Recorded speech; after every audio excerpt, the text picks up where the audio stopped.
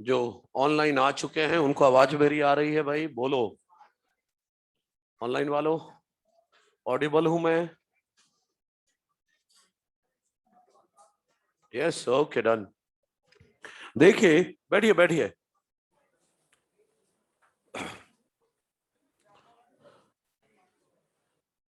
तो अब सुनिए ध्यान से।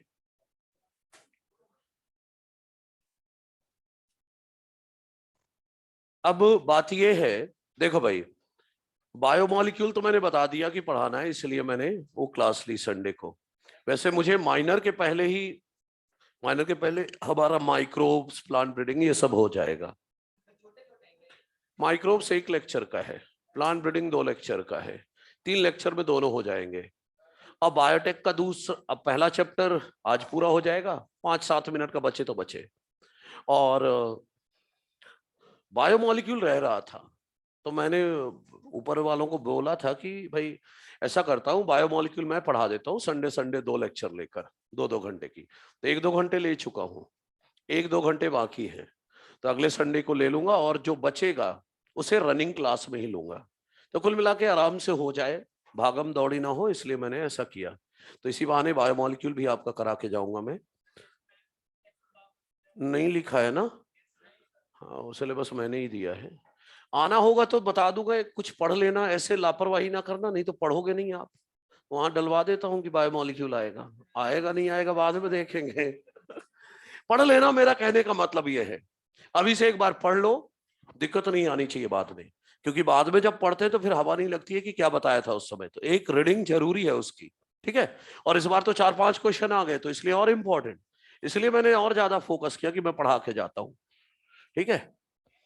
टेस्ट सिलेबस ओपेरॉन से लेकर मॉलिक्यूलर बेसिस पूरा, बायोटेक के दोनों chapter, microbes, plant breeding, biomolecule थोड़ा बहुत ही आएगा, आएगा तो हाँ पूरा जो भी है। हाँ, बायोमोलिक्यूल का थोड़ा बहुत आएगा, मान लो पहला चैप्टर, पहला लेक्चर मान लो बायोमोलिक्यूल का, ठीक है? ओके, तो चलिए अब स्टार्ट करते हैं हम टॉपिक। हाँ चलिए, सबसे क्रूशियल स्टेप, हमने पिछली क्लास में रिकम्बिनेंट डीएनए को ट्रांसफर कर दिया था होस्ट सेल में। अब हमें ढूंढना है वो होस्ट सेल जिसने रिकम्बिनेंट डीएनए ले लिया है। उसके लिए हमें पढ़ना है स्टेप नंबर 7, और स्टेप 7 है selection of recombinant host cell. Recombinant host cell मतलब वो होस्ट सेल जिसने रिकॉम्बिनेंट डीएनए ले लिया, या सीधा सीधा बोलो ना, हम ढूंढने जा रहे हैं ट्रांसफॉर्मेंट रिकॉम्बिनेंट। अरे भाई, जिसने डीएनए लिया वो ट्रांसफॉर्मेंट, जिसने डीएनए लिया वो ट्रांसफॉर्मेंट, प्लस रिकॉम्बिनेंट डीएनए लिया इसलिए रिकॉम्बिनेंट। तो चलिए, इसमें 2 मेथड हैं। अभी मैं पहला मेथड बता रहा हूं। पहला मेथड यह है जो हम अभी तक पढ़ते आए हैं कि both selectable marker are antibiotic resistance gene. दोनों सेलेक्टेबल मार्कर क्या है? Antibiotic resistance gene. बोले तो एम्पार जीन और टेटार जीन। अरे पीबीआर 322 में यही तो था, पीबीआर 322 वेक्टर में यही तो दोनों सेलेक्टेबल मार्कर थे, एम्पार और टेटार। दोनों सेलेक्टेबल मार्कर जब एंटीबायोटिक रेजिस्टेंस जीन हो, तो कैसे पता करते हैं कि कौन सी सेल ने रिकॉम्बिनेंट डीएनए लिया है? ये हमें समझना है। तो याद करिए, जब हमने रिकॉम्बिनेंट डीएनए तैयार किया था तो 2 तरह का डीएनए तैयार हुआ था। कुछ डीएनए ऐसा था जो तैयार हुआ था नॉन रिकॉम्बिनेंट डीएनए, है ना? नॉन रिकॉम्बिनेंट डीएनए में अगर आपको याद है तो एम्पार जीन भी एक्टिव था, टेट आर जीन भी एक्टिव था। लेकिन जो रिकॉम्बिनेंट डीएनए हमने तैयार किया था उसमें बीच में टेटार जीन के बीच में फिट हो गया था डिजायर्ड जीन, जिसके कारण एम्पार जीन तो एक्टिव थी लेकिन टेटार जीन का हो गया था इंसर्शनल इनएक्टिवेशन। रिकॉम्बिनेंट डीएनए ये रहा, इतना याद है आपको। अब इन डीएनए को हमें होस्ट सेल में डालना है, फॉर एग्जाम्पल ई कोलाई में डालना है। लेकिन याद है जिसमें डीएनए डालना चाहते हो उसमें पहले से कोई प्लाज्मिड नहीं होना चाहिए। क्यों नहीं होना चाहिए अब अभी दिखेगा आपको। तो देखिए डीएनए को मैं ट्रांसफर कर रहा हूं in host cell, transfer in host cell, for example E coli में जिसमें पहले से कोई प्लाज्मिड नहीं है। देखिए ये जो एंटीबायोटिक रेजिस्टेंस जीन होती है, जो एंटीबायोटिक रेजिस्टेंस जीन होती है, ये एंटीबायोटिक रेजिस्टेंस जीन किसी भी बैक्टीरिया के न्यूक्लियोइड डीएनए में नहीं होती, प्लाज्मिड डीएनए में होती है। एंटीबायोटिक रेजिस्टेंस जीन कहां होती है? प्लाज्मिड में।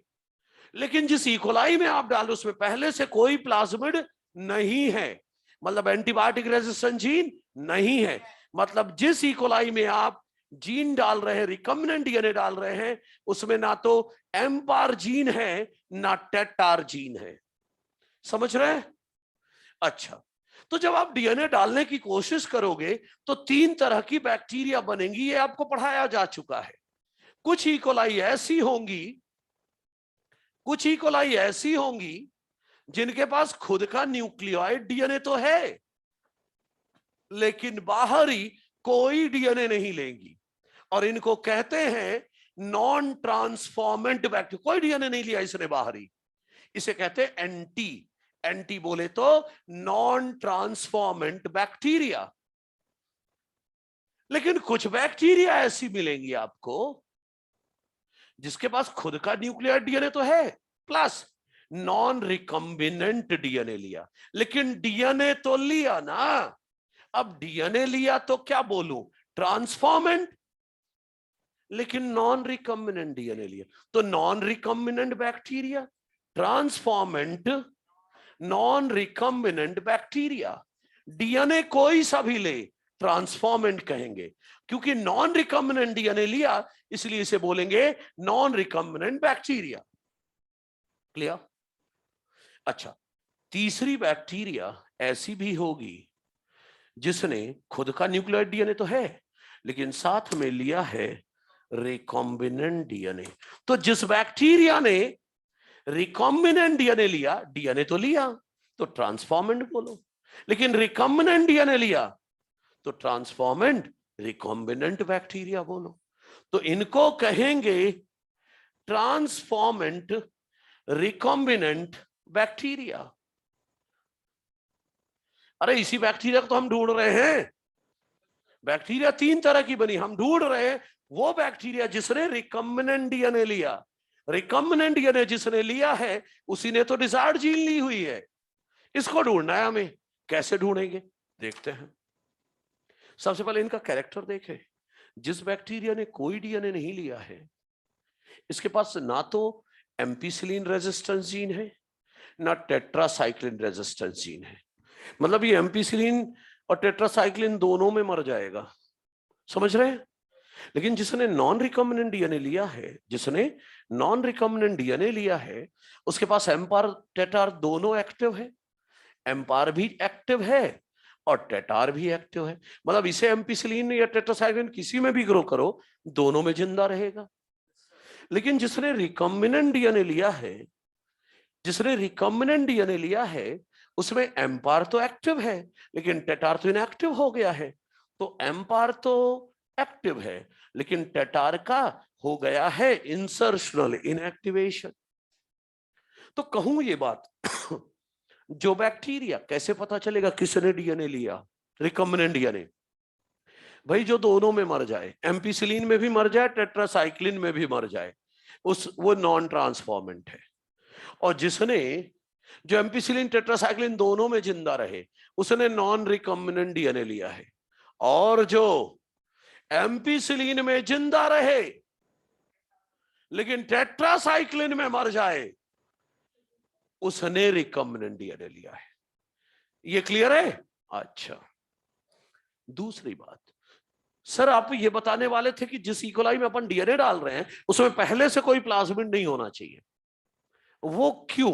देखो, मान लो जिसने कोई डीएनए नहीं लिया, हो सेल में मान लो पहले से कोई प्लाज्मिड होता, मान लो होता, और प्लाज्मिड होता तो कोई एंटीबायोटिक रेजिस्टेंस जीन भी होती, मान लो एम्पार होता, तो जिस इकोलाई में आपने डाला है डीएनए को, मान लो उसके पास एम्पार होता, प्लाज्मिड होता, for example ampicillin resistance gene होती मान लो, फिर सुनो ना, जिसने रिकम्बिनेंट डीएनए लिया है और जिसने कोई डीएनए नहीं लिया है, दोनों एम्पिसिलिन में जिंदा रहते और दोनों टेट्रासाइक्लिन में मरते, तो मैं कैसे पता लगाता कौन सी बैक्टीरिया ने रिकॉम्बिनेंट डीएनए लिया है?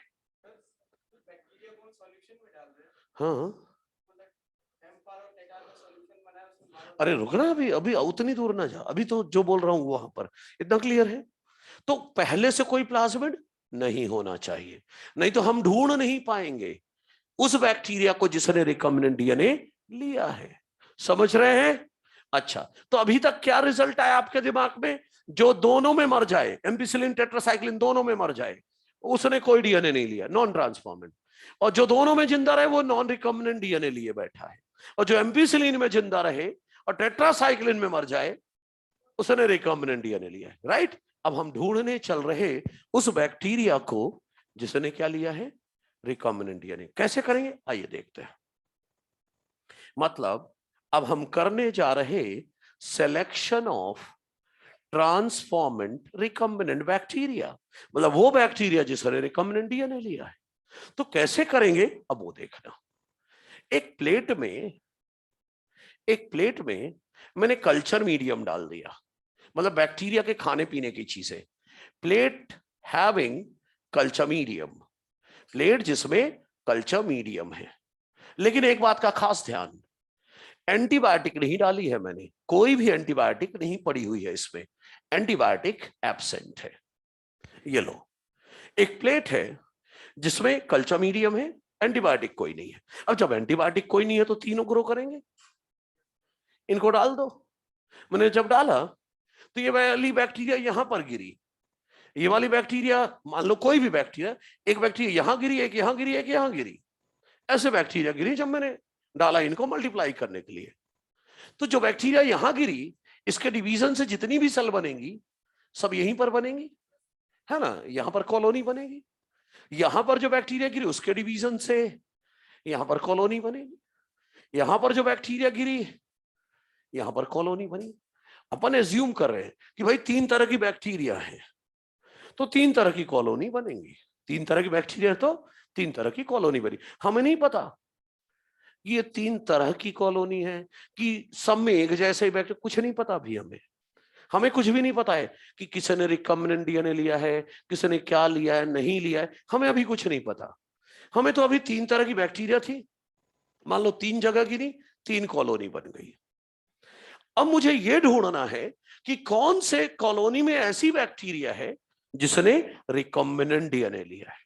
राइट? तो ऐसा ये जो प्लेट है ना, इसको मैं नाम दे रहा हूं मास्टर प्लेट। इसे क्या नाम दे रहा हूं? Master plate. वो प्लेट जिसमें कल्चर मीडियम तो है, एंटीबायोटिक नहीं है, और बैक्टीरिया ग्रो कर दी, इसे क्या बोलेंगे? Master plate. अब मास्टर प्लेट तो बन गया, अब मुझे इसके 2 डुप्लीकेट बनाने हैं, इस प्लेट के 2 डुप्लीकेट बनाने हैं, इसीलिए उन्हें कहूंगा रेप्लिका प्लेट। रेप्लिका मतलब डुप्लीकेट। तो देखिए, मैं इस मास्टर प्लेट के 2 रेप्लिका प्लेट तैयार करने जा रहा हूं, 2 रेप्लिका प्लेट या डुप्लीकेट प्लेट। आइए देखते हैं। और 2 प्लेट तैयार कर रहा हूं, एक प्लेट ये रही और एक प्लेट ये रही, 2 डुप्लीकेट है, 2 डुप्लीकेट है। राइट? अब ये जो 2 डुप्लीकेट है, इस डुप्लीकेट में, इस वाली प्लेट में मैं कल्चर मीडियम डाल रहा हूं, साथ में एम्पिसिलिन भी डाल रहा हूं, कल्चर मीडियम कंटेनिंग एम्पिसिलिन डाल रहा हूं। और दूसरी प्लेट में कल्चर मीडियम तो डाल रहा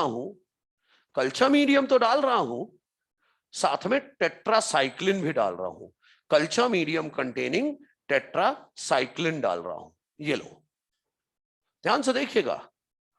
सर आप तो बोल रहे थे डुप्लीकेट बना रहा, अभी कहां कुछ किया, रुको बता रहा हूं। हाँ दिख रहा है सब, आओ देखते हैं। ऐसा करो, एक फिल्टर पेपर ले लो, एक फिल्टर पेपर ले लो।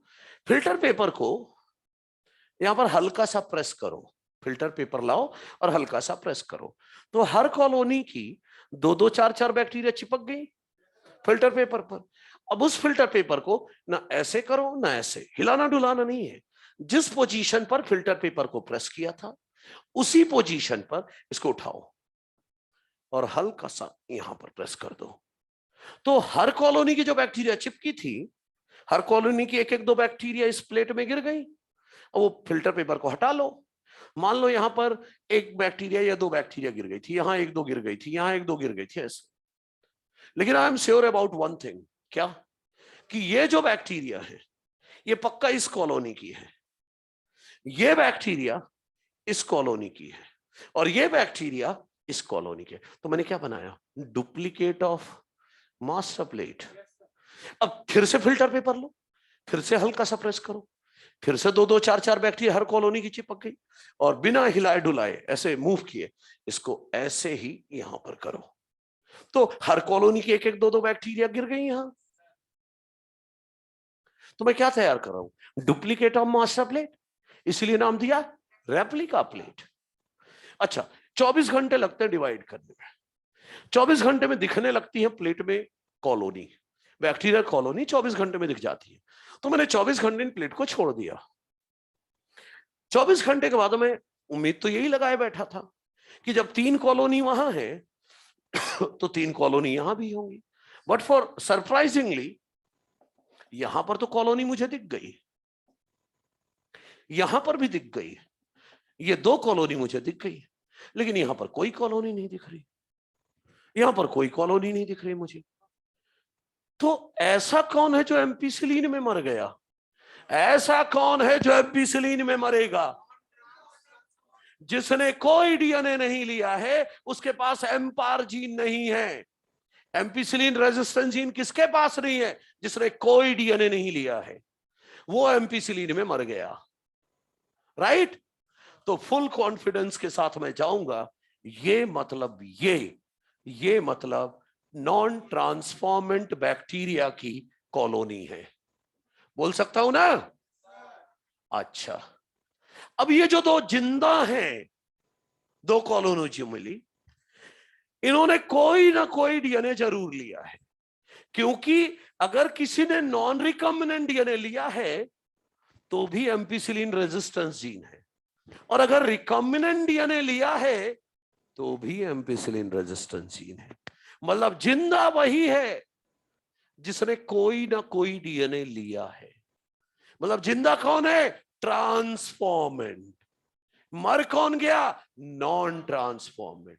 तो बोलूं एम्पिसिलिन वाली प्लेट बताती है कि मुझ में जो मर गया वो नॉन ट्रांसफॉर्मेंट है और मुझ में जो जिंदा रह गया वो ट्रांसफॉर्मेंट है, उसने कोई ना कोई डीएनए जरूर लिया है। आई बात समझ में।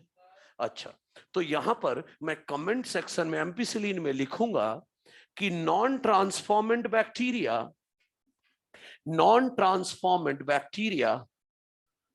die due to absence of MPAR gene, right? दूसरा ये है कि दिस प्लेट, एम्पिसिलिन वाली प्लेट डिफरेंशिएट करती है between transformant and non transformant bacteria. जो जिंदा रह गया वो ट्रांसफॉर्मेंट बैक्टीरिया है और जो जिंदा नहीं रह पाया वो नॉन ट्रांसफॉर्मेंट बैक्टीरिया था। क्लियर है इतना? अच्छा, अब मैं टेट्रासाइक्लिन प्लेट की तरफ रुख करता हूं। तो ये तो मुझे पता था कि यहां पर तो कोई कॉलोनी नहीं आएगी, ये मुझे पता था, क्योंकि ये तो नॉन ट्रांसफॉर्मेंट बैक्टीरिया था, और जो नॉन ट्रांसफॉर्मेंट था, जिसने कोई डीएनए नहीं लिया था, उसके पास ना तो एम्पार है ना टेटार है। तो जिसने कोई डीएनए नहीं लिया है वो तो एम्पिसिलिन में भी मरेगा और टेट्रासाइक्लिन में भी मरेगा। I was sure about it. तो ये तो नॉन ट्रांसफॉर्मेंट है, पता है। अब बात आई, अब तो यही है कि 2 कॉलोनी दिख जाए, नहीं दिखी, सिर्फ एक ही दिखी। यहां ये कॉलोनी तो दिखी मुझे, यहां पर भी एक नया नया मर गया। नया नया मर गया से मेरा मतलब है इधर तो ग्रो कर रहा था, उधर ग्रो ही नहीं कर पाया। ढूंढ लिया? बिल्कुल सही है। चलो मैं बताता हूं।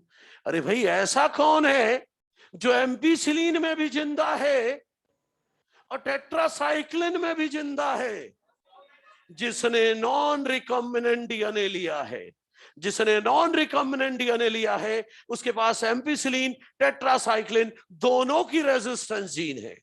तो जो दोनों में जिंदा रह रहा है मतलब पक्का उसने लिया है नॉन रिकॉम्बिनेंट डीएनए। मतलब ये फुल कॉन्फिडेंस के साथ लेबल कर रहा हूं, ट्रांसफॉर्मेंट नॉन रिकॉम्बिनेंट बैक्टीरिया। अब ऐसा कौन है जो एम्पिसिलिन में तो जिंदा है लेकिन टेट्रासाइक्लिन में मर गया? जिसने रिकॉम्बिनेंट डीएनए लिया है उसके पास एम्पिसिलिन रेजिस्टेंस जीन था, इसलिए वो एम्पिसिलिन में जिंदा था, लेकिन टेटार जीन तो इनएक्टिव है ना। तो ऐसा कौन है जो एम्पिसिलिन में तो जिंदा रह गया लेकिन टेट्रासाइक्लिन जीन तो इनएक्टिव है, इसलिए वो टेट्रासाइक्लिन में मर गया? मतलब ये है ट्रांसफॉर्मेंट रिकॉम्बिनेंट बैक्टीरिया। यही वो बैक्टीरिया जिसे हम ढूंढ रहे थे, जिसने रिकॉम्बिनेंट डीएनए लिया है, मतलब डिजायर्ड जीन ली हुई है। तो बोलू टेट्रासाइक्लिन वाली प्लेट ने यह बताया कि मुझ में जो नया नया मरा उधर तो जिंदा था लेकिन मेरे में ही मरा, वो रिकॉम्बिनेंट डीएनए लिए बैठा है। और जो उधर और मेरे में दोनों में जिंदा है वो नॉन रिकॉम्बिनेंट बैक्टीरिया है। तो बोलूं टेट्रासाइक्लिन वाली प्लेट बताती है कौन रिकॉम्बिनेंट है और कौन नॉन रिकॉम्बिनेंट है। राइट? तो यहां पर अगर मुझे कमेंट सेक्शन में कुछ लिखना हो तो पहला तो लिखता हूं कि recombinant bacteria die due to insertional inactivation of TETR gene, due to insertional inactivation of TETR gene। और दूसरा, दिस प्लेट टेट्रासाइक्लिन वाली प्लेट डिफरेंशिएट करती है between recombinant and non recombinant bacteria. सही है ना? क्या बोला था मैंने कि सेलेक्टेबल मार्कर जीन एम्पायर और टेटार जीन की मदद से हम ढूंढ लेते हैं वो होस्ट सेल जिसने रिकॉम्बिनेंट डीएनए लिया है। ढूंढ लिया या नहीं? यही तो पेंडिंग कॉन्सेप्ट था। अच्छा, वापस रिकॉल करते हैं, ध्यान से सुनिए। याद रखने वाली चीजें क्या है? पहला, जो बैक्टीरिया एम्पिसिलिन टेट्रासाइक्लिन दोनों में मर जाए, ऐसे ही याद रखना है, जो दोनों में मर जाए वो नॉन ट्रांसफॉर्मेंट है। और जो दोनों में जिंदा रहे ट्रांसफॉर्मेंट है लेकिन नॉन रिकॉम्बिनेंट बैक्टीरिया है। और जो एम्पिसिलिन में तो जिंदा है लेकिन टेट्रासाइक्लिन में मर जाए वो रिकॉम्बिनेंट बैक्टीरिया, ट्रांसफॉर्मेंट और रिकॉम्बिनेंट बैक्टीरिया है। क्लियर है? दूसरी बात क्या याद रखनी है कि एम्पिसिलिन वाली प्लेट कहती है, क्या बताती है? कौन ट्रांसफॉर्मेंट है और कौन नॉन ट्रांसफॉर्मेंट है। और टेट्रासाइक्लिन वाली प्लेट बताती है कौन रिकॉम्बिनेंट है और कौन नॉन रिकॉम्बिनेंट है। अब कुछ लोग सोचते हैं सर रिकॉम्बिनेंट डीएनए जिसने लिया था बैक्टीरिया वो तो मर गया। अरे मास्टर प्लेट में तो जिंदा है ना, यहां से उठा लो रिकॉम्बिनेंट बैक्टीरिया, 1000 लीटर के कंटेनर में भर दो कल्चर मीडियम, 1000 लीटर के कंटेनर में भर दो कल्चर मीडियम और डाल दो ये बैक्टीरिया। इसी के पास तो रिकॉम्बिनेंट डीएनए है ना, बोले तो डिजायर्ड जीन है, फॉर एग्जांपल इंसुलिन जीन है। 1000 लीटर के कंटेनर में जब ये इकोलाई डिवाइड करेगी इंसुलिन जीन के साथ तो billions and trillions of E coli हो जाएंगी और सब के सब इकोलाई इंसुलिन हार्मोन बनाएंगी, फिर उनको मार के हम इंसुलिन निकाल लेंगे। यही तो हमारा टारगेट है। मिल गया इंसुलिन? अच्छा, कोई कुछ पूछना चाह रहा था? हाँ बोले।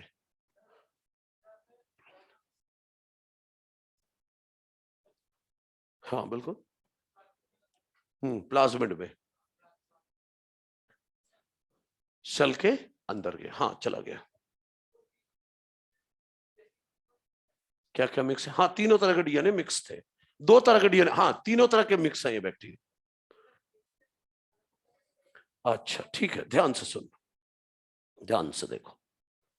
एक्चुअली टेस्ट ट्यूब में इस तरह की ढेरों बैक्टीरिया है, इस तरह की ढेरों बैक्टीरिया है, सब ये टेस्ट ट्यूब है, इसमें बैक्टीरिया भरी पड़ी है।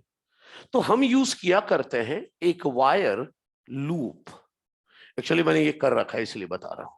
Cancer hospital and research institute Gwalior में ये काम किया था मैंने। तो वायर लूप होता है, ये लिक्विड कल्चर मीडियम है जिसमें ये बैक्टीरिया है, राइट। ये वायर लूप में डुबाता हूं इसमें, तो कितनी बैक्टीरिया आएंगे इसमें। ये वायर लूप में जो ये फोल्ड है ना वायर, इसमें एक लेयर सी बन जाएगी। ये यहां किसी भी फोल्डेड वायर को ऐसे बनाकर लिक्विड पास करोगे तो यहां पर एक लेयर बन जाएगी। बस इतना ही सैंपल है बैक्टीरिया का। इसको जब मैं यहां पर डालूंगा, ऐसे डालते हैं देखो, थोड़ा दिमाग को जोर डाल के रखना भाई।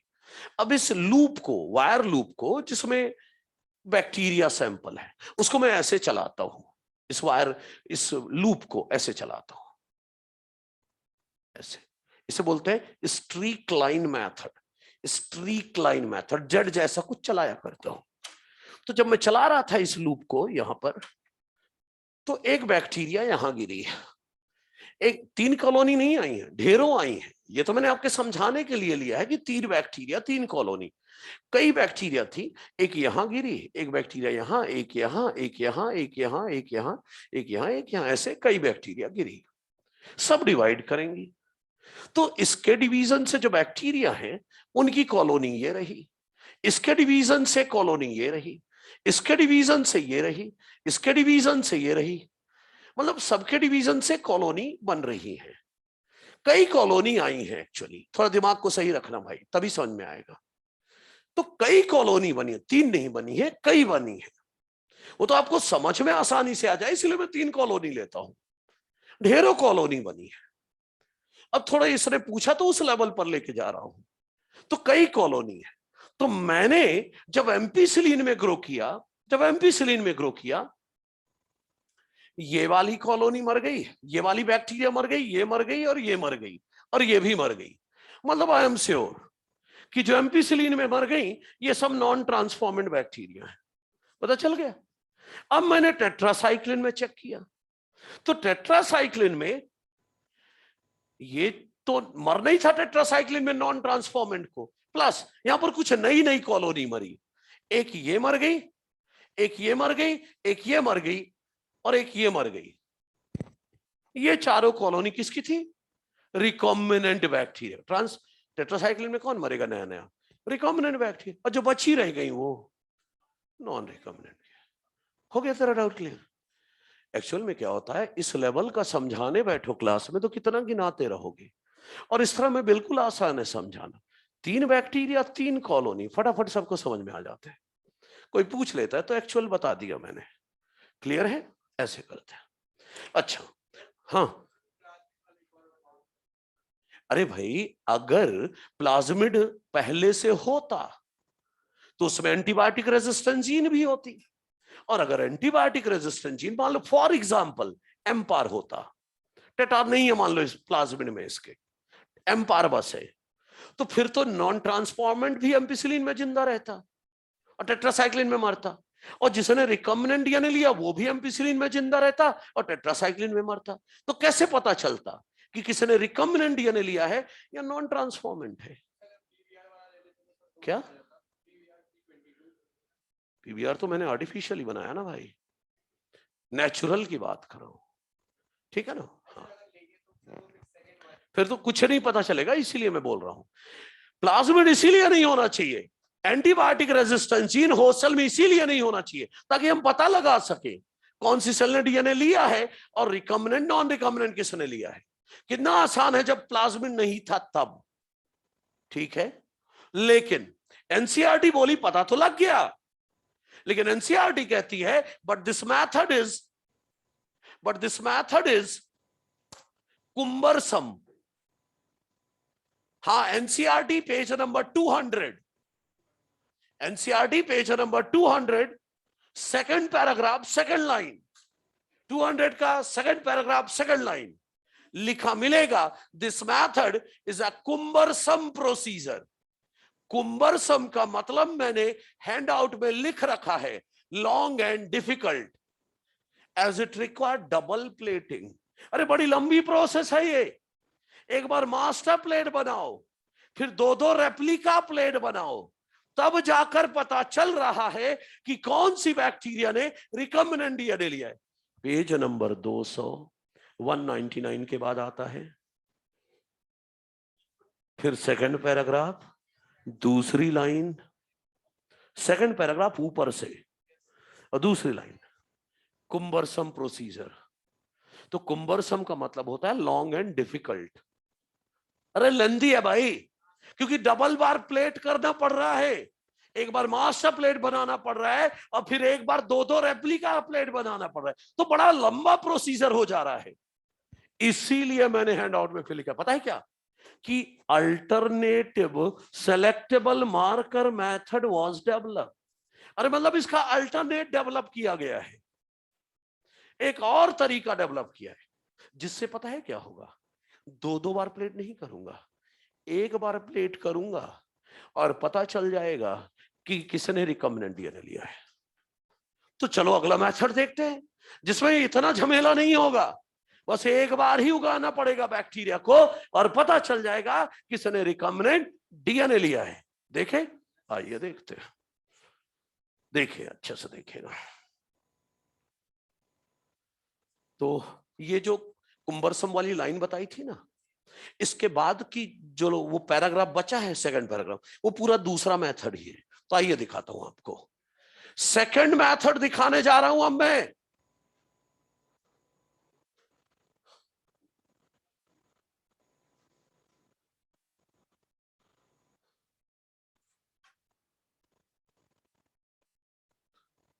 नंबर ऑफ बैक्टीरिया शुरुआत में सेपरेशन के लिए ढेरों ले लो भाई, बताया तो अभी सब कुछ रुद्राक्ष, ढेर सारी बैक्टीरियल कॉलोनी होंगी। हाँ ठीक है, चलिए आगे देखते हैं। ओके, तो चलिए बच्चों अब अगला मेथड देखते हैं, अल्टरनेट मेथड। अल्टरनेट मेथड में क्या होगा, दो सेलेक्टेबल मार्कर अभी भी होंगे, दो सेलेक्टेबल मार्कर अभी भी होंगे, लेकिन एक होगा एम्पार, बोले तो एंटीबायोटिक रेजिस्टेंस जी, लेकिन दूसरा मार्कर टेटार नहीं होगा, जेड जीन होगी, लैग जेड जीन। अरे वही बीटा गैलेक्टोसाइडेज बनाने वाली जीन।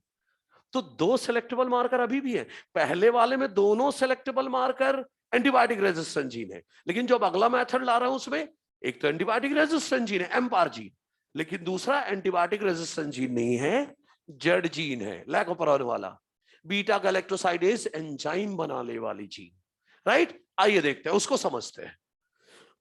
कुछ बचा के रखता हूं अगले राउंड के लिए। हाँ भाई, कौन बार बार यही बनाते फिरेंगे। अरे भाई, अगर उसमें कोई एंटीबायोटिक रेजिस्टेंस जैसा कैरेक्टर नहीं है, ग्रो करके पता चल जाएगा ना। हाँ सब कुछ है भाई, जब सेल से डीएनए निकाल सकते हैं तो सेल से प्लाज्मिड भी निकाल सकते हैं, उसका कैरेक्टर भी पढ़ सकते हैं, सब कुछ है हमारे पास।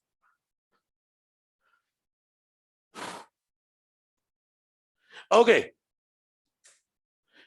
तो अब अगला मेथड ला रहा हूं, बी, अल्टरनेटिव मेथड।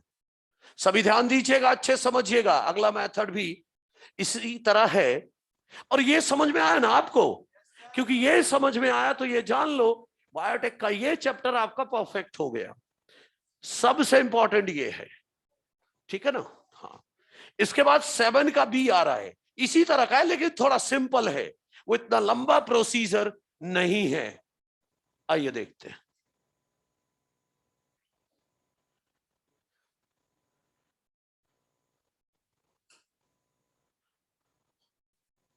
ओके, चलिए, दूसरे मेथड में बी मेथड ले रहा हूं, अल्टरनेट मेथड में वन सेलेक्टेबल मार्कर इज, एक सेलेक्टेबल मार्कर अभी भी एंटीबायोटिक रेजिस्टेंस जीन ही है, बोले तो ampR, ampicillin resistance gene, and other selectable marker is lac Z gene, बोले तो लैग जेड जीन जो होती है वो बनाती है बीटा गैलेक्टोसाइडेज एंजाइम, है ना। आपको पता है बीटा लिखने का नया तरीका आया है मार्केट में, नहीं कुछ लोग की एनसीईआरटी में बीटा अलग ही तरीके से लिखा है, कहीं कहीं लिखा मिलता है, पता है ऐसे लिखा होता है, और लोग मेरे पास ये लेकर आ जाते हैं, एक ऊपर टोपी लगी होती है, लोग लेकर आ जाते हैं, सर आपने जोर देकर पढ़ा है beta galactosidase, beta galactosidase, sir NCERT में देखो अल्फा गैलेक्टोसाइडेज लिखा है। अरे नहीं भाई, बीटा लिखने का नया तरीका है, अल्फा ऐसे लिखते हैं, एक के ऊपर हेयर लाइक आउटग्रोथ बना दो, एक के ऊपर हेयर लाइक आउटग्रोथ बना दो, ये अल्फा है, एक के ऊपर कैप बना दो, ये बीटा है, ये अल्फा थैलासीमिया। अरे नहीं, नए क्या पुराने में भी कुछ कुछ में है, कुछ में होगा कुछ में नहीं होगा, लेकिन है, मैंने देख रखा है, लोग लाते हैं मेरे पास। यही चीज अल्फा थैलासीमिया और बीटा थैलासीमिया में भी चिपका सकते हैं, तो आपको पता होना चाहिए, एक ऊपर हेयर जैसा बना है तो अल्फा है, एक ऊपर कैप जैसा बना है तो वो बीटा है, ठीक है भाई, ओके। नया तरीका है, डेवलप हो रहा है, होने दो, देश बदल रहा है। तो सुनो अब जरा, अब ध्यान से सुनिए मेरी बात। तो लैग जेड जीन जो है बीटा गैलेक्टोसाइडेज एंजाइम बनाता है, और सुनिए कॉन्सेप्ट क्या है यहां पर वो देखना है अपन को। एक कलर प्रोड्यूस करने के लिए रॉ मटेरियल होता है, एक कलर प्रोड्यूस करने के लिए रॉ मटेरियल होता है एक्सगल, जो व्हाइट कलर का है, इसे मैं कहता हूं क्रोमोजेनिक सबस्ट्रेट, क्रोमोजेनिक सबस्ट्रेट मतलब raw material for colour production. Chromogenic substrate मतलब है raw material for colour production. Beta galactosidase enzyme इस एक्सगल को व्हाइट कलर से कन्वर्ट करके ब्लू में बदल देती है। ये लॉजिक लगेगा यहां। एक्स, कुछ लोग सोचेंगे सर एक्सगल क्या है एक्चुअली, वो तो बताओ। एक्सगल का पूरा नाम है 5 bromo 4 chloro beta D galactopyranoside. 5 bromo 4 chloro beta D galactopyranoside नहीं चाहिए, इसीलिए ना हैंडआउट में लिखा है ना यहां लिख रहा हूं, बस बोल दिया ताकि आपको तसल्ली रहे कि एक्सगल नाम का कोई कंपाउंड है।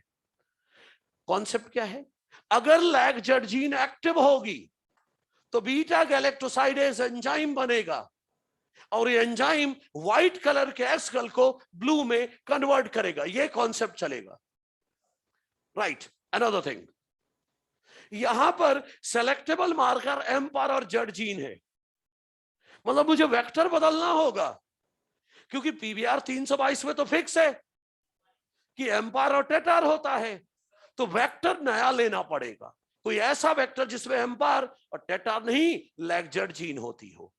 तो इसीलिए मैं बोल रहा हूं कि अब हम वेक्टर लेंगे, हम वेक्टर यूज करेंगे PUC18 या PUC19, दो में से कोई। इन दोनों वेक्टर में सेलेक्टेबल मार्कर एम्पार और लैग जेड जीन होता है, तीन में से कोई भी वेक्टर यूज करूंगा मैं। चलिए देखते हैं शुरुआत से। देखो, काटने का काम जेड जीन में ही करेंगे, डिजायर्ड जीन जेड जीन के अंदर डालेंगे, जेड जीन यहां से काटो, देखो ध्यान से, मैंने इसे कट किया ऐसे, जोड़ तो एम्पार जीन तो सही सलामत है,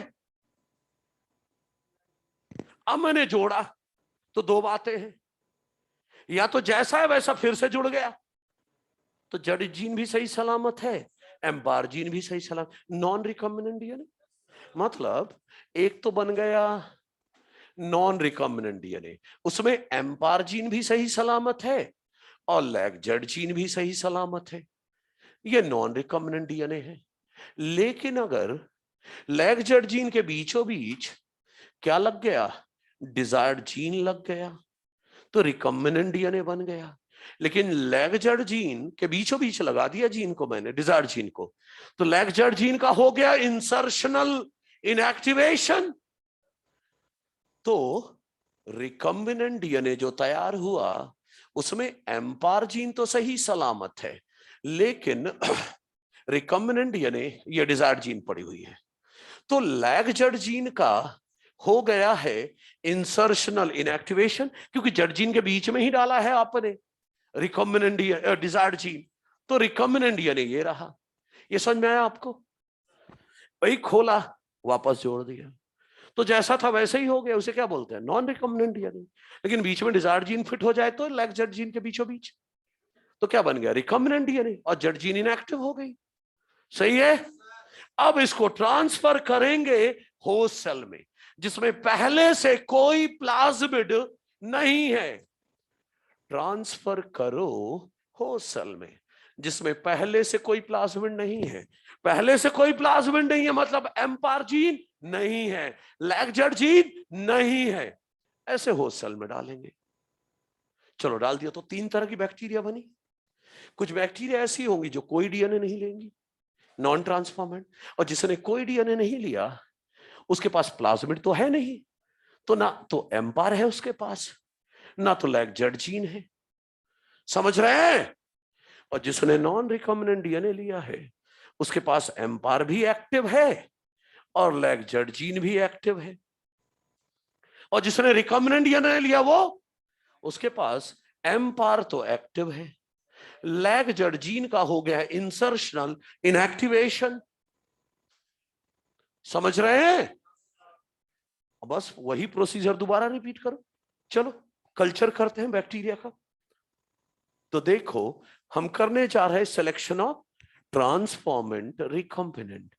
ऐसा करो, एक प्लेट में डालो कल्चर मीडियम, क्या डालो, culture medium containing ampicillin and X gal. Culture medium में एम्पिसिलिन डाल दो प्लस एक्सगल डाल दो। ये लो, रिकॉम्बिनेंट बैक्टीरिया ढूंढने चाह रहे हैं, एक ही बार प्लेट करने वाला हूं और पता चलने वाला है कौन ने रिकॉम्बिनेंट डीएनए लिया है। तो सुनो, इस बार 3 तरह की कॉलोनी आएंगी ही नहीं, 2 तरह की आएंगी। जो नॉन ट्रांसफॉर्मेंट है वो तो ग्रो ही नहीं कर पाएगा। अरे नॉन ट्रांसफॉर्मेंट के पास तो एम्पिसिलिन रेजिस्टेंस जीन ही नहीं है, वो तो एम्पिसिलिन वाले मीडियम में मर जाएगा, ग्रो ही नहीं कर पाएगा। तो कॉलोनी तो 2 ही मिली मुझे, कुछ कॉलोनी मुझे ब्लू कलर की मिली, कुछ कॉलोनी मुझे ब्लू कलर की मिली और कुछ व्हाइट कलर की मिली। कुछ कॉलोनी ब्लू कलर की और कुछ कॉलोनी व्हाइट, बस 2 ही तरह की कॉलोनी मिली। ये लो, क्या बता सकते हो सब किसने रिकॉम्बिनेंट डीएनए लिया है? व्हाइट वाले ने। आओ रुको, कॉन्सेप्ट जोड़ते हैं। अरे भाई सुनो, जिसने कोई डीएनए नहीं लिया उसके पास एम्पिसिलिन रेजिस्टेंट जीन नहीं है, वो तो एम्पिसिलिन में जिंदा ही नहीं रहेगा। कॉलोनी 2 मिलेंगी, 2 तरह की। क्यों? क्योंकि जिसने नॉन रिकॉम्बिनेंट डीएनए लिया है उसके पास भी एम्पायर है, और जिसने रिकॉम्बिनेंट डीएनए लिया है उसके पास भी एम्पायर है। तो डीएनए चाहे कोई सा भी लिया हो वही जिंदा रहेगा। अब ब्लू और व्हाइट की बात आई, ध्यान से सुनिएगा सभी, ऑनलाइन एंड ऑफलाइन दोनों। अरे जिस बैक्टीरिया ने नॉन रिकॉम्बिनेंट डीएनए लिया है उसमें लैग जेड जीन एक्टिव है, जिसने नॉन रिकॉम्बिनेंट डीएनए लिया है उसमें जेड जीन एक्टिव है, बीटा गैलेक्टोसाइडेज एंजाइम बनेगा और ये एंजाइम एक्सगल व्हाइट को ब्लू में बदलेगा। तो ब्लू कॉलोनी किसकी होगी? जिसने नॉन रिकम्बिनेंट डीएनए लिया है, क्योंकि उनका लैग जेड जीन एक्टिव है। तो लो पता चल गया ब्लू कॉलोनी है नॉन रिकम्बिनेंट बैक्टीरिया की। भाई जिसने नॉन रिकम्बिनेंट डीएनए लिया है उसका लैग जेड जीन एक्टिव है, बीटा गैलेक्टोसाइडेज एंजाइम बन रहा है। वो बीटा गैलेक्टोसाइडेज एंजाइम एक्स गल को व्हाइट से ब्लू में बना देगा। तो नॉन रिकम्बिनेंट बैक्टीरिया कॉलोनी कैसी आई? ब्लू।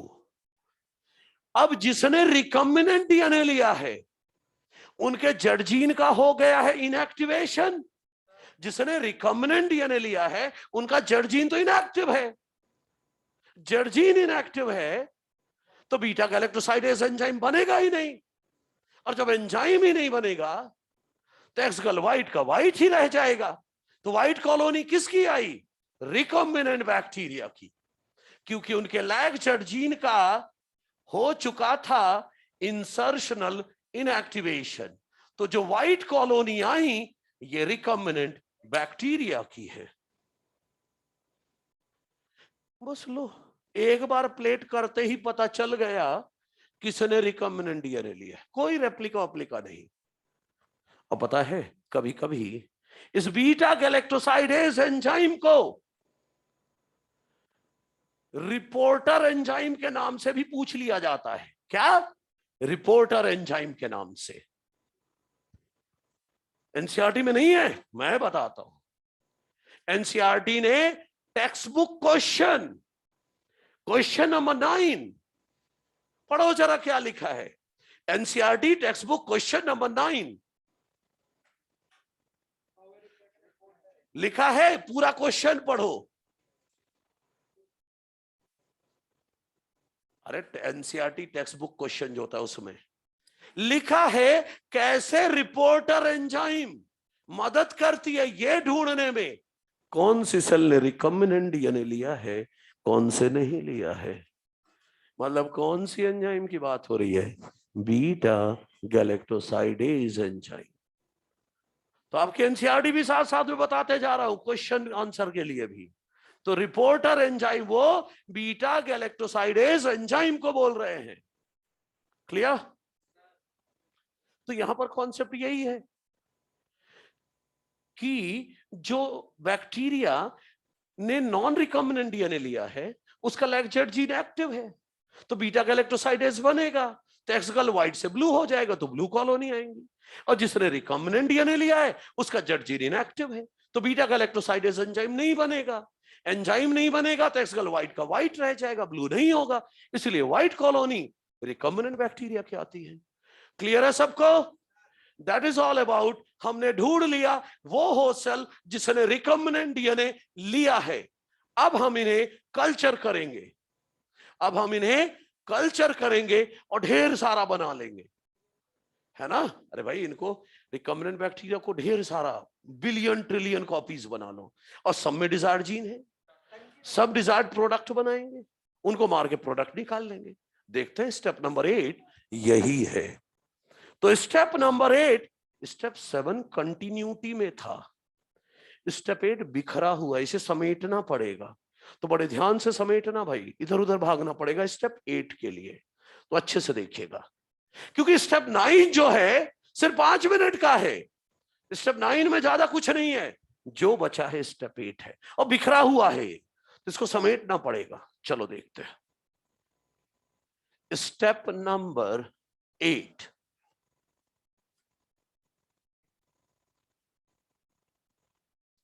दौड़ के आ जा भाई जल्दी से। हाँ, अरे यार वो तो फार्मेसी जो पढ़ेगा उसको बताया जाएगा ना, कि कैसे इकोलाई को मारेंगे, कैसे इंसुलिन निकालेंगे, कैसे उसे प्यूरिफाई करेंगे, उसको प्रिजर्व करने के लिए कौन सा प्रिजर्वेटिव डालेंगे, सब वहां पढ़ाया जाएगा। जब उस फार्मास्यूटिकल इंडस्ट्री में कोई पढ़ेगा तब। यहां पर तो सिर्फ हमें ये पढ़ना है, इकोलाई को मारेंगे, इंसुलिन निकालेंगे, उसे प्यूरिफाई करेंगे, उसमें सुटेबल क्या बोलेंगे, सुटेबल प्रिजर्वेटिव डालेंगे, पैक करेंगे, मार्केट में भेज देंगे। ठीक है? हाँ।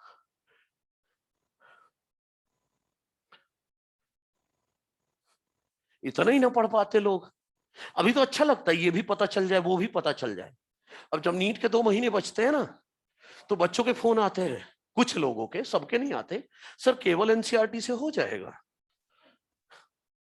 जेनेटिक्स से नहीं होगा भाई, उसके लिए कुछ ना कुछ तो पढ़ना है नोट्स को। तो चलिए स्टेप नंबर 8 लाता हूं अब आपके सामने। स्टेप 8 का नाम है obtaining the foreign gene product. और आप, अरे इकोलाई के लिए मेरी जीन तो फॉरेन जीन ही है ना, और जीन ट्रांसक्रिप्शन ट्रांसलेशन करके जो प्रोडक्ट बनाएगी वो एक प्रोटीन ही तो होगी। तो जीन प्रोडक्ट, जैसे मैं इंसुलिन जीन डाला है मैंने, तो जीन प्रोडक्ट क्या मिलेगा मुझे? Protein, insulin. तो चलो बनाते हैं, देखते जाओ। हमने अभी तक जेनेटिकली मॉडिफाइड इकोलाई बनाया है। क्या बनाया था? Genetically modified E coli. अरे अपनी जीन डाल दी तो इकोलाई क्या हो गई? Genetically modified. ये रही इकोलाई, ये रही इकोलाई। इसमें ये रहा इसका न्यूक्लियोइड डीएनए। ये मैंने रिकॉम्बिनेंट डीएनए डाल रखा है, रिकॉम्बिनेंट डीएनए। इस रिकॉम्बिनेंट डीएनए में डिजायर्ड जीन के नाम पर मैंने ह्यूमन जीन डाल रखा है, इंसुलिन जीन डाल रखा है। ये इकोलाई के अंदर जब ट्रांसक्रिप्शन करेगी तो एमआरएनए बनाएगी, एमआरएनए के ट्रांसलेशन से ह्यूमन प्रोटीन बनेगा। अब ह्यूमन में प्रोटीन, ह्यूमन का प्रोटीन कहां बन रहा है? इकोलाई में। इकोलाई में बन रहा है मतलब हेट्रोलॉगस होस्ट में बन रहा है। किस में बन रहा है? हेट्रोलॉगस होस्ट में। ऐसी प्रोटीन जो हेट्रोलॉगस होस्ट में बने, ऐसी प्रोटीन को हम रिकॉम्बिनेंट प्रोटीन कहते हैं। ऐसी प्रोटीन जो हेट्रोलॉगस होस्ट में बने उसे क्या बोलते हैं? Recombinant protein. ह्यूमन की जीन ह्यूमन में डालो तो होमोलॉगस होस्ट, ह्यूमन की जीन ह्यूमन छोड़कर किसी और में डालो तो क्या कहलाता है? Heterologous host. तो ह्यूमन की जीन कहां एक्सप्रेस करवा रहे हो? हेट्रोलॉगस होस्ट में। तो जब कोई प्रोटीन बनाने वाली जीन हेट्रोलॉगस होस्ट में प्रोटीन बनाए तो उसे क्या बोलोगे? Recombinant protein. इसीलिए एनसीईआरटी की लाइन है एक्चुअली। मैंने इस डायग्राम के जस्ट नीचे अपने हैंड आउट में लिख रखा है, पता है क्या लिखा है मैंने? If any protein encoding gene, if any protein encoding gene is expressed in heterologous host. कोई प्रोटीन वाली बनाने वाली जीन कहां एक्सप्रेस करे? हेट्रोलॉगस होस्ट में। तो जो प्रोटीन बनेगी is called recombinant protein, right? अच्छा ठीक है, सुनो। आपने ये जो बैक्टीरिया ढूंढ ली है जिसने रिकॉम्बिनेंट डीएनए लिया है, आगे इसकी ग्रोथ कराऊंगा मैं स्मॉल स्केल में। स्मॉल स्केल में कहां ग्रो कराऊं? लेबोरेटरी में, लैब में। अरे टेस्ट ट्यूब में, टेस्ट ट्यूब में। अरे भाई ताकि 1 से 2, 2 से 4, 4 से 8 ढेरों बैक्टीरिया हो जाए। आप बोलोगे सर पिछले 3-4 क्लास से हम मेहनत कर रहे हैं, ये टेस्ट ट्यूब में ग्रो करना था, इसको इतना सही बनाना है। अभी मैं लैब में इसलिए ग्रो कर रहा हूं टेस्ट ट्यूब में, मुझे अभी पता ही नहीं कि इसकी ग्रोथ के लिए बेस्ट कल्चर मीडियम क्या है, बेस्ट पीएच क्या है, बेस्ट टेम्परेचर क्या है, मुझे नहीं पता। तो लैब में एक्सपेरिमेंट करके चेक कर रहा हूं कि कल्चर मीडियम कौन सा सबसे अच्छा रहेगा इसके लिए, ताकि इसका डिवीजन रेट अच्छा रहे, ऑप्टिमम पीएच कितना चाहिए, ऑप्टिमम टेम्परेचर कितना चाहिए, ताकि ये जल्दी जल्दी रेप्लिकेट करे, डिवाइड करे। प्लस ये भी तो नहीं पता है क्या कि जब ये इंसुलिन हार्मोन बना लेगा तो इससे कैसे आइसोलेट करूंगा, कैसे प्यूरिफाई करूंगा, कुछ पता ही नहीं। सब पता कर लूं तब ना आगे बढ़ूं। पता चले मैंने 1000 लीटर के कंटेनर में इकोलाई बना ली और सब इंसुलिन बना चुके हैं, अब क्या करूं? पता ही नहीं इंसुलिन कैसे निकालना है।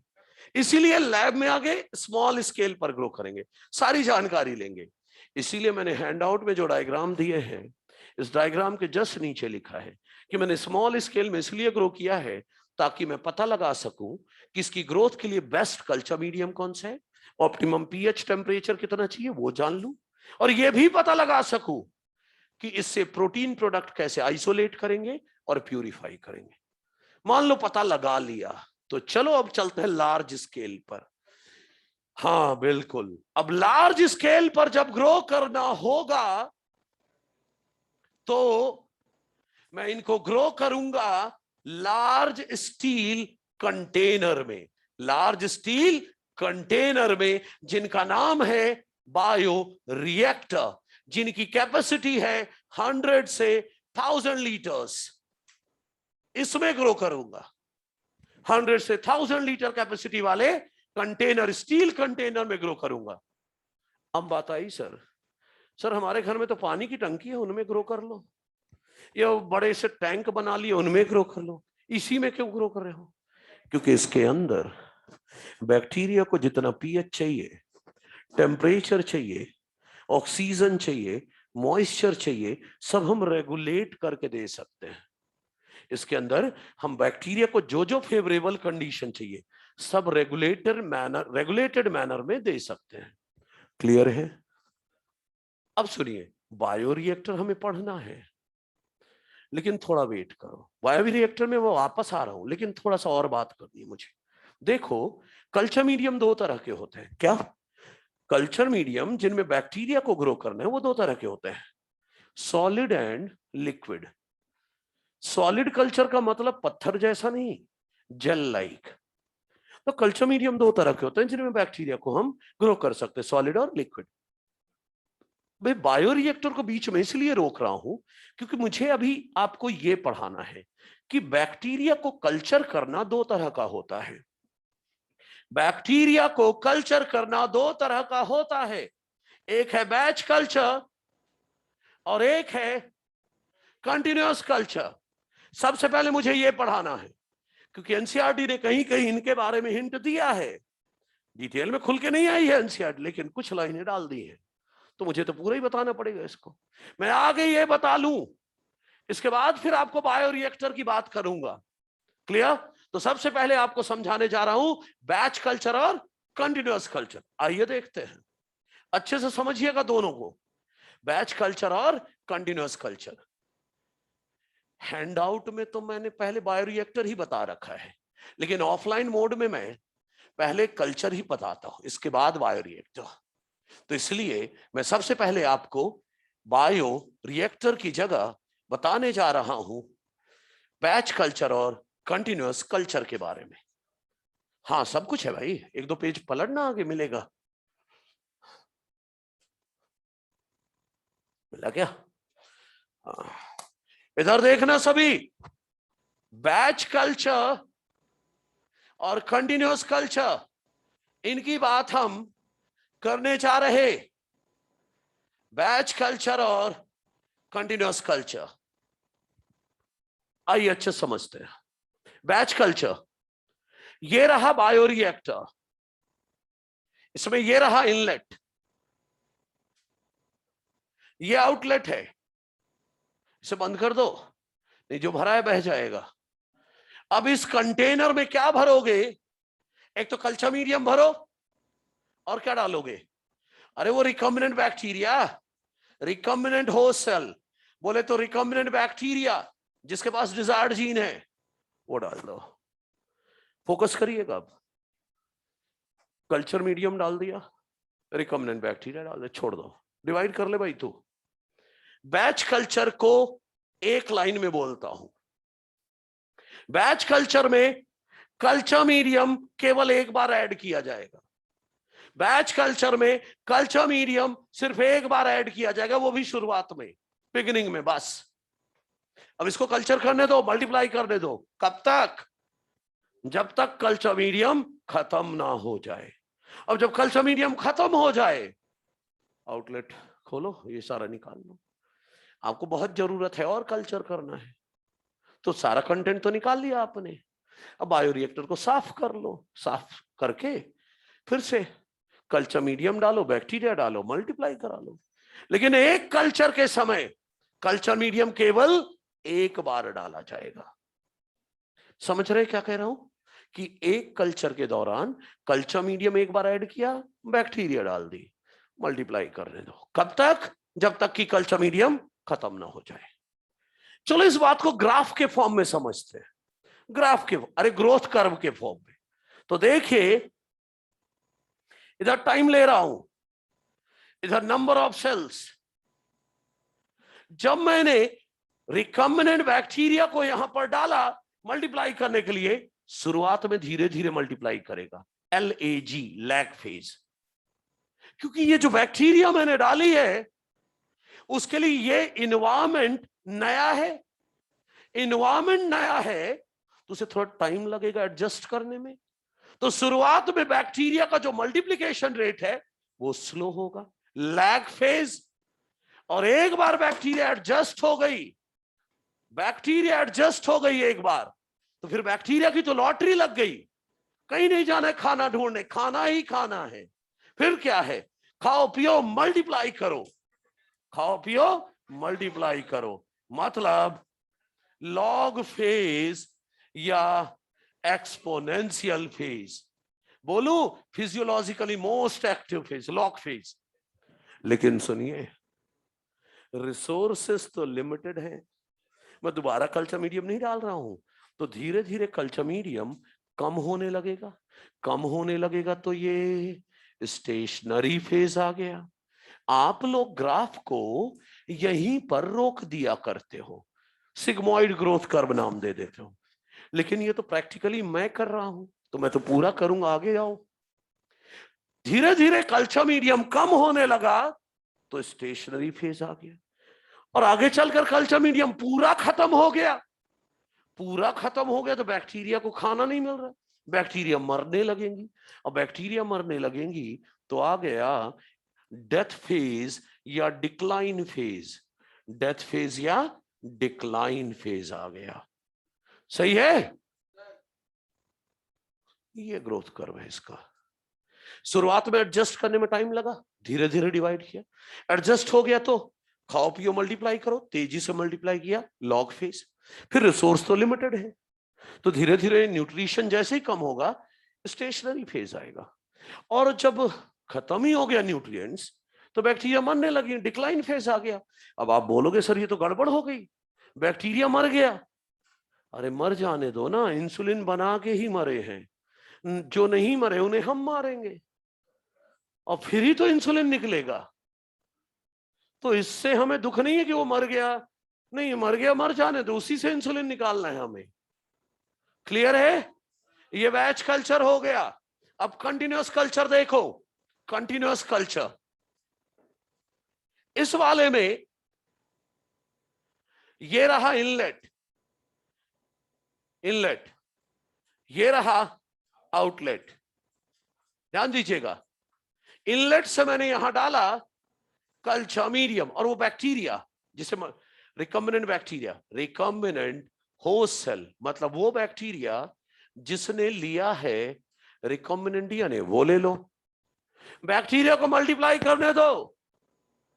जैसे ही न्यूट्रिशन कम होने लगा थोड़ा बहुत, फ्रेश कल्चर मीडियम फिर से डालो, मतलब रेगुलर इंटरवल पर फ्रेश कल्चर मीडियम ऐड करता रहूंगा, और जो यूज्ड मीडियम है वो नीचे यहां से बाहर निकलता रहेगा, यूज मीडियम यहां से निकलता रहेगा। और सुनो, यूज मीडियम जो यहां से निकल रहा है उसके साथ साथ कुछ इकोलाई, कुछ बैक्टीरिया भी तो आ जाएंगी जिन्होंने इंसुलिन बना लिया है, तो उनको मार के डिजायर्ड प्रोडक्ट निकालते रहेंगे। फिर से सुनो, जैसे ही न्यूट्रिएंट थोड़ा बहुत कम होगा, फ्रेश कल्चर मीडियम डालते रहेंगे इनलेट से, और यूज मीडियम यहां से हटाते रहेंगे। यूज मीडियम के साथ साथ कुछ बैक्टीरिया भी आएंगे, जो बैक्टीरिया आ रही है उनके अंदर इंसुलिन बन चुका है, तो उन बैक्टीरिया को मार के उनसे प्रोडक्ट लेते रहेंगे। तो बैच और कंटिन्यूअस कल्चर में बेसिक डिफरेंस देखा आपने, यहां कल्चर मीडियम केवल एक बार ऐड होगा, यहां रेगुलर इंटरवल पर कल्चर मीडियम ऐड करते रहेंगे, तभी तो नाम है कंटिन्यूअस। कंटिन्यूअस सप्लाई होती रहेगी रेगुलर इंटरवल पर कल्चर मीडियम की। मतलब बोलूं मैं, अनलिमिटेड रिसोर्सेस दे रखा है मैंने बैक्टीरिया को कि तुम तो चिंता ना करो, खाओ पियो मल्टीप्लाई करो, रिसोर्स की व्यवस्था मैं करता हूं, राइट। अगर इनका ग्रोथ कर्व बनाने की कोशिश करूं, ये टाइम है, ये नंबर ऑफ सेल्स है, अरे आप सब जानते हो जे शेप ग्रोथ कर्व आता है, जब अनलिमिटेड रिसोर्सेस होते हैं तो जे शेप का ग्रोथ कर्व आता है। ये देखो, ऐसे आएगा।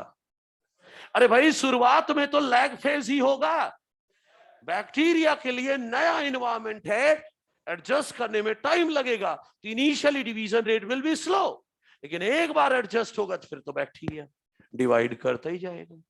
मतलब लॉग फेज या एक्सपोनेंशियल फेज है, और इसके आगे स्टेशनरी आने ही नहीं दूंगा क्योंकि मैं रिसोर्सेस कम होने ही नहीं दे रहा, है कि नहीं?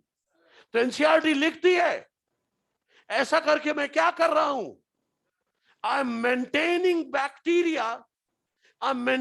Bacteria at physiologically most active phase, that is log phase या एक्सपोनेंशियल फेज। मैं बैक्टीरिया को मेंटेन करके रख रहा हूं लॉग फेज पर, ताकि बैक्टीरिया लगातार डिवाइड होती रहे, रिसोर्स कम होने ही नहीं दे रहा हूं।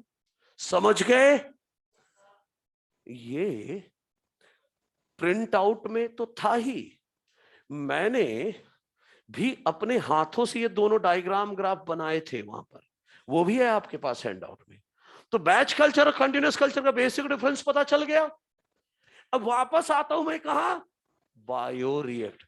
वैसे तो बायोरिएक्टर कई तरह के हैं, लेकिन एनसीईआरटी ने केवल एक बायोरिएक्टर को डिस्कस किया है। कौन सा? Stirred tank bioreactor. किसको? स्टिर्ड टैंक बायोरिएक्टर, इसकी बात करनी है हमें, स्टिर्ड टैंक बायोरिएक्टर की। चलो देखते हैं स्टिर्ड टैंक बायोरिएक्टर।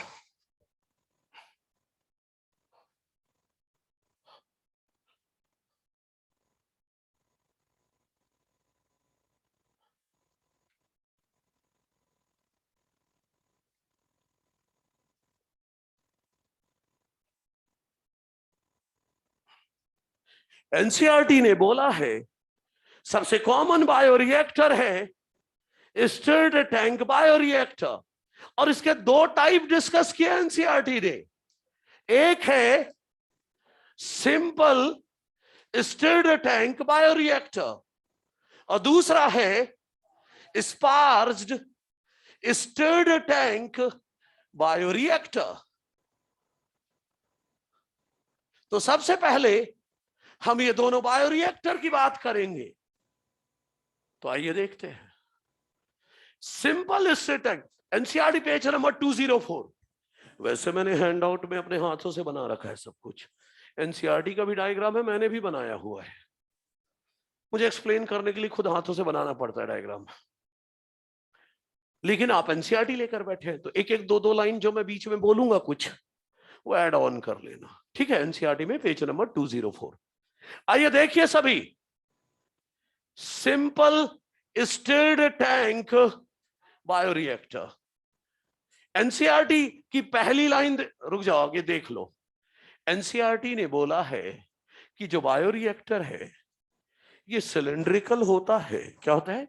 सिलिंड्रिकल होता है, या ध्यान से सुनो, या इसका जो बेस होता है वो कर्व्ड रखते हैं। बेस कर्व रखने का फायदा ये है, एक तरह का स्लोप बन गया तो कंटेंट ऑफ बायोरिएक्टर आराम से मिक्स हो सकता है। डायग्राम के नीचे की पहली लाइन पढ़ के देखो, एनसीईआरटी में डायग्राम के नीचे की पहली लाइन पढ़ के देखो, यही लिखा होगा कि सिलिंड्रिकल रखते हैं या बेस को कर्व्ड रखते हैं ताकि mixing of content of bioreactor आसानी से हो सके, स्लोप की तरह से मिक्स हो सकता है। क्लियर? अच्छा आगे देखो, कुछ नहीं छोड़ना, एक एक लाइन कवर करना है। अब देखो, ये बायोरिएक्टर का मान लो इनलेट रहा, ये आउटलेट है, ये आउटलेट है। थोड़ी देर के लिए इसे खुला रख रहा हूं मैं, किस लिए? सुनो ध्यान से, जब मुझे इसमें कल्चर करना होगा तो सबसे पहले मैं यहां से स्टीम पास करूंगा फॉर स्टेरलाइजेशन, स्टीम पास करूंगा फॉर स्टेरलाइजेशन। क्यों भाई? माइक्रोबियल कंटामिनेशन फ्री रखना चाह रहा हूं मैं इसको। सुनो तो, पहले से अगर कोई, यहां पर ध्यान देना भाई, इधर क्या, इधर इधर, इस कंटेनर में पहले से कोई बैक्टीरिया, वायरस, फंगस कुछ अगर है तो स्टीम के कारण वो डिस्ट्रॉय हो जाए और बाहर निकल जाए। इसलिए मैंने स्टीम पास की। याद है आपको, जिस बैक्टीरिया ने डिजायर्ड जीन ले रखी है उसको हमें ऐसे एनवायरनमेंट में ग्रो करना है जहां पहले से कोई दूसरा माइक्रोब ना हो, ताकि वही माइक्रोब ग्रो कर सके जिसने डिजायर्ड जीन ले रखी है। तो स्टीम पास करके इसको स्टेरलाइज कर लिया। मतलब अब कंफर्म है कि इसमें पहले से कोई बैक्टीरिया, वायरस नहीं है। अब आउटलेट बंद कर रहा हूं। अब इसमें डाल दो लिक्विड कल्चर मीडियम। क्या डाल दो? Liquid culture medium. कितना डालना है? 75% of the volume of the container. Container की कैपेसिटी का 75% ये लिक्विड कल्चर मीडियम भर दिया। आपकी एनसीईआरटी ने इसी को यहां पर लिखा है कल्चर ब्रॉथ। लोग बाद में आते हैं, सर ये ब्रॉथ क्या लिखा, बताया ही नहीं। अरे कल्चर ब्रॉथ का मतलब है लिक्विड कल्चर मीडियम, जिसमें हम बैक्टीरिया को ग्रो करने वाले हैं।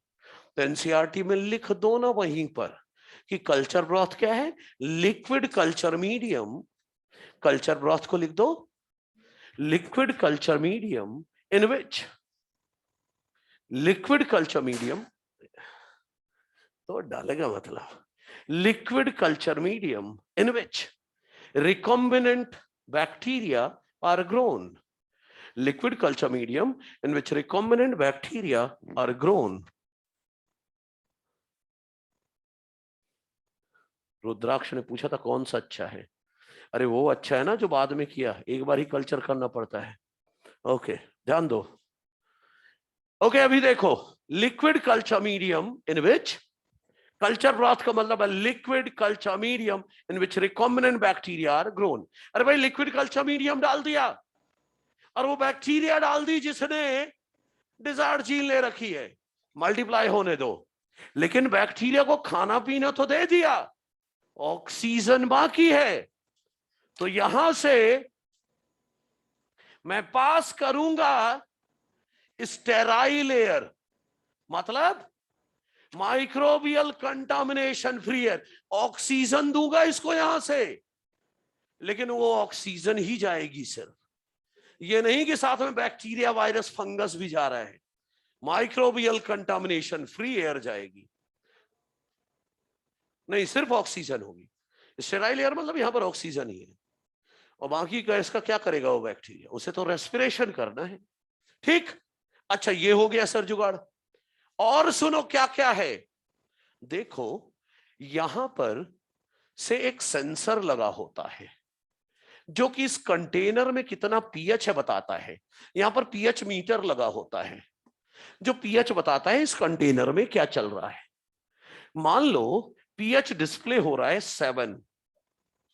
मैं जो बैक्टीरिया ग्रो कर रहा हूं वो सबसे अच्छा ग्रो करती है पीएच 7 पर, कोई दिक्कत नहीं है, चलने दो। लेकिन मैंने थोड़ी देर बाद देखा ये पीएच 7 की जगह पीएच 5 हो गया, एसिडिक हो गया।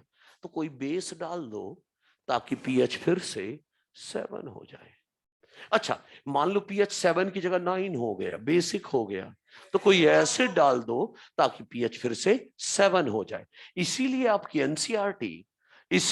एनसीईआरटी ज्यादा तो नहीं बता रही, लेकिन ये जरूर बता रही है कि यहां से हम एसिड बेस डालेंगे फॉर पीएच कंट्रोल।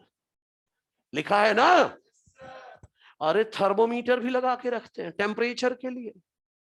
मान लो जो बैक्टीरिया मैं ग्रो कर रहा हूं वो बेस्ट ग्रो करती है 37 डिग्री सेल्सियस पर, सबसे अच्छा ग्रो करती है 37 डिग्री सेल्सियस पर। टेम्परेचर 37 डिस्प्ले हो रहा है, कोई दिक्कत नहीं। लेकिन मैंने देखा पीएच 37 की जगह 47 हो गया, ये तो 10 डिग्री बढ़ गया है। तो सुनो, बायोरिएक्टर में थर्मल जैकेट्स लगे होते हैं, थर्मल जैकेट्स लगे होते हैं। ये जो थर्मल जैकेट है, टेम्परेचर 47 हो गया ना, इस थर्मल जैकेट में ठंडा पानी फ्लो करा दो, ठंडा पानी। अरे स्टील बॉडी ही तो है, कोल्डनेस कंडक्ट हो जाएगा और टेम्परेचर गिर के 47 से क्या हो जाएगा 37, लो नॉर्मल हो गया। मान लो टेम्परेचर 37 की जगह 20 हो गया, 20 हो गया, तो गर्म पानी फ्लो करा दो थर्मल जैकेट में, टेम्परेचर राइज अप हो जाएगा। हाँ, जब जरूरत होगी तभी करेंगे। तभी तो बोला था पीएच टेम्परेचर कंट्रोल कर सकते हैं। ठीक, और सुनो, यहां पर एक मोटर लगी हुई है, यहां पर एक मीटर भी लगा जो कि डिस्प्ले करता है कि कितना प्रेशर है अंदर। अरे भाई, पता चले इतना प्रेशर हो जाए कंटेनर ही फट गया, तो उसको भी देखना पड़ता है। लेकिन अपना फोकस उस प्रेशर पर नहीं है, अपना फोकस इस पर है। ये मोटर लगी है और ये शाफ्ट लगा है। शाफ्ट बोलो या रोटर बोल दो, ये शाफ्ट है। इस पर कुछ ब्लेड लगी हुई है पंखे की तरह। चलो लगाते हैं। तो देखो भाई, ये ब्लेड्स लगी हुई हैं, ये ऐसे मोटर घूमेगा तो ये ब्लेड्स भी घूमेंगी। अच्छा, ये देखो और भी लगी हुई है, लेकिन ये ऐसे तो लगी हुई है ब्लेड्स, लेकिन कुछ ब्लेड ऐसी भी देखो ना, फ्लैट है, ये ऐसे। एनसीईआरटी में आपके इनको नाम दिया है फ्लैट ब्लेडेड इंपेलर, मतलब फ्लैट ब्लेड्स का नाम दिया है।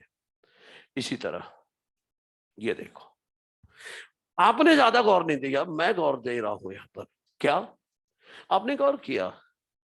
ये कुछ ब्लेड ऐसी हैं जो कल्चर मीडियम में डूबी हुई हैं। जो कल्चर मीडियम में डूबी हुई ब्लेड है, इनको मैं नाम देता हूं लोअर ब्लेड। और इन्हीं में फ्लैट ब्लेड भी है, फ्लैट ब्लेड भी है, दो दो लगे हैं ना, बाकी नॉर्मल तो ही है। और ये जो ऊपर ब्लेड है जो कल्चर मीडियम से बाहर है, इसे अपर ब्लेड। कुछ लोग सोच रहे होंगे ये अपर ब्लेड क्या हवा देने के लिए है ऊपर? वेट करो, सब दिखेगा।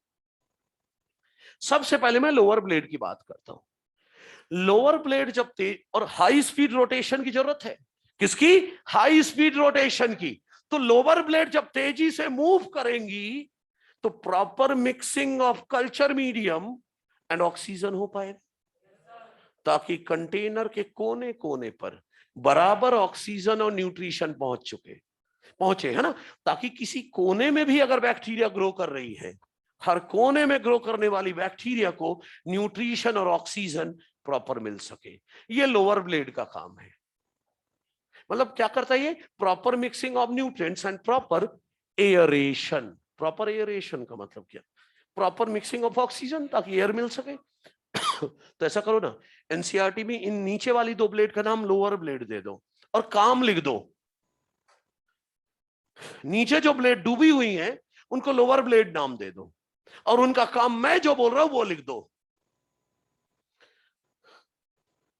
Help in proper mixing of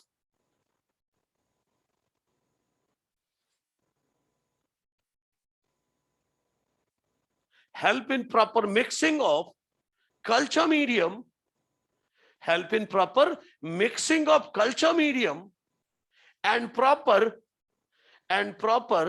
aeration. ये help in proper mixing of culture medium and proper aeration, ये लिख दिया है। एरेशन मतलब वही एयर को मिक्स करेगा ताकि अच्छे से ऑक्सीजन हर जगह मिले। हो गया लोअर ब्लेड का काम। अब सुनो, अपर ब्लेड का काम क्या है? एनसीईआरटी ने खुद लिखा है फोम ब्रेकर। और इसका काम है फोम को ब्रेक करना, इसका काम है फोम को खत्म करना। मतलब कभी कभी एनसीईआरटी दूर तक की बात खुद ही कर लेती है कि चलो मैं भी कुछ बता देती हूं। अब सुनो, कई लोग ये सोच रहे थे अभी तक कि सर ये 75% ही कंटेनर को क्यों भरा, 25% खुला क्यों छोड़ दिया? उसकी वजह यही थी, देखो यहां लिक्विड भरा हुआ है, बैक्टीरिया रेस्पिरेशन कर रहा है, तो गैसेस भी तो निकलेंगी, है ना। बैक्टीरिया के रेस्पिरेशन से CO2 जैसे गैसेस निकलेंगी, और लिक्विड है और हाई स्पीड रोटेशन भी चल रहा है, तो फोम निकलेगा। फोम बोले तो झाग। तो फोम, ये जो खाली जगह है ना, ये फोम के लिए रखा गया है।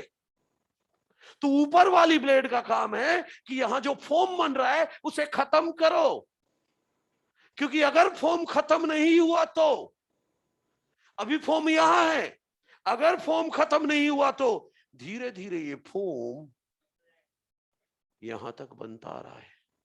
तो देखो ना, पहले बैक्टीरिया कितने एरिया से ऑक्सीजन और न्यूट्रिशन पा रहा था, इतने एरिया से, लेकिन फोम बढ़ते बढ़ते यहां तक आ गया। तो अब बैक्टीरिया को ऑक्सीजन न्यूट्रिशन तो कम एरिया से मिलने लगा ना, इसलिए फोम को खत्म करना जरूरी है।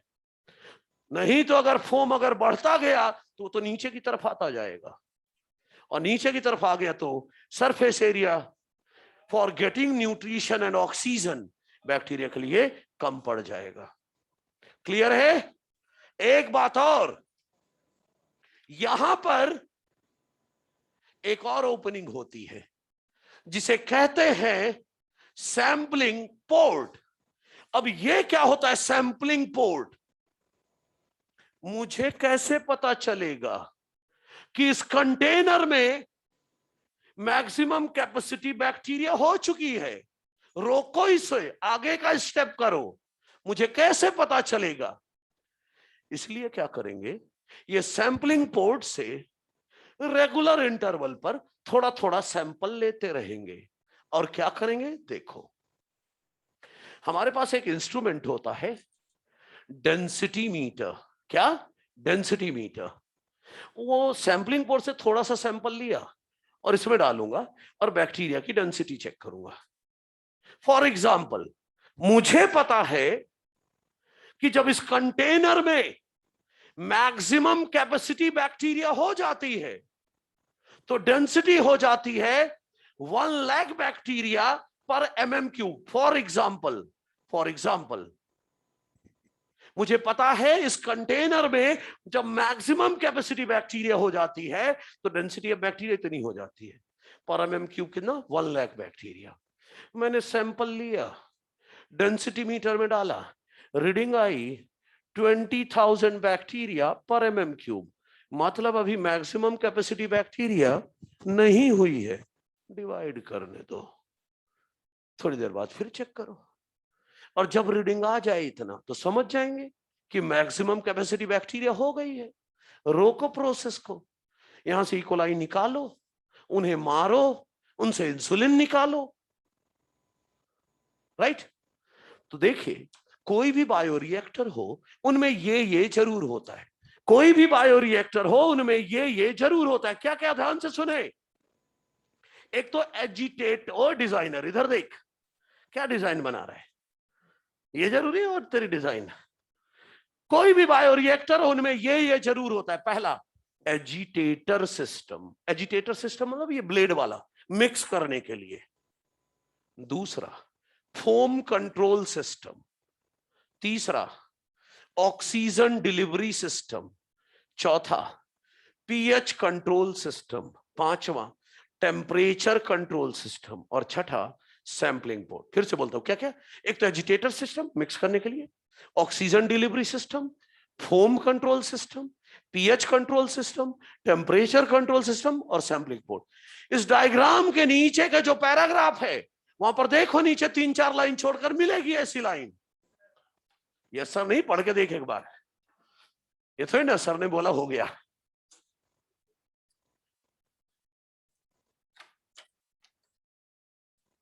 लिखा है एजिटेटर मतलब वो मिक्स करने के लिए, मिक्स करने के लिए, ठीक है? क्या चीज? अरे वो तो पहले ही बोल दी है, वो तो अलग चीज हो गई ना, वो तो अलग चीज है, ठीक है? अब देखिए simple stirred tank bioreactor main part था, बता दिया। इसमें एक दो छोटे छोटे कॉन्सेप्ट हैं, किसमें? स्पार्ज्ड स्टिर्ड टैंक बायोरिएक्टर। ध्यान से देखना इधर, ओ हाइलाइटर, अब इधर देख क्या हाईलाइट किया जा रहा है। हर चीज हाईलाइट नहीं करनी है ना। इधर देखो, अभी स्पार्ज्ड स्टिर्ड टैंक बायोरिएक्टर, भर दो कल्चर मीडियम, वही 75%, ठीक? यहां पर पिटेगा फिर तू, इधर देख, अभी ये एक मिक्सर लगाया हुआ है, ये मिक्सर लगाया है और ये स्लो स्पीड रोटेशन करेगा। यहां पर हाई स्पीड रोटेशन की जरूरत थी, यहां स्लो स्पीड रोटेशन। क्यों भाई? क्योंकि यहां जरूरत ही नहीं है। क्यों नहीं जरूरत है? सब दिख जाएगा भाई। बस ये अभी मिक्सर है जो कि धीरे धीरे मिक्सिंग करेगा। अच्छा, यहां पर एक खास सिस्टम होता है, एक टी शेप का एक हॉलो पाइप जैसा है, ठीक है, और इसमें कुछ पोर्स हैं छोटे छोटे, यहां से ऑक्सीजन पास की जाएगी, स्टेराइल एयर यहां से पास की जाएगी। ये जो सेटअप है इसी को कहते हैं स्पार्जर। अरे तभी तो नाम है बायोरिएक्टर का, स्पार्ज स्टिर्ड टैंक बायोरिएक्टर। क्या कहते हैं? स्पार्ज स्टिर्ड टैंक बायोरिएक्टर, इसीलिए नाम है क्योंकि इसमें स्पार्जर है। कॉन्सेप्ट समझ रहे हैं? एक दो छोटे छोटे हैं। यहां पर ऑक्सीजन पोर से निकलेगी, ध्यान देना भाई, पोर से ऑक्सीजन निकलेगी तो बबल्स के फॉर्म में निकलेगी, ऐसे बबल्स बुलबुले निकलेंगे, है ना, ऑक्सीजन बबल्स के फॉर्म में निकलेगी। अब बबल के फॉर्म में निकलेगी तो पहला फायदा, ज्यादा स्पीड रोटेशन की जरूरत नहीं है, हाई स्पीड रोटेशन की जरूरत नहीं है। क्यों?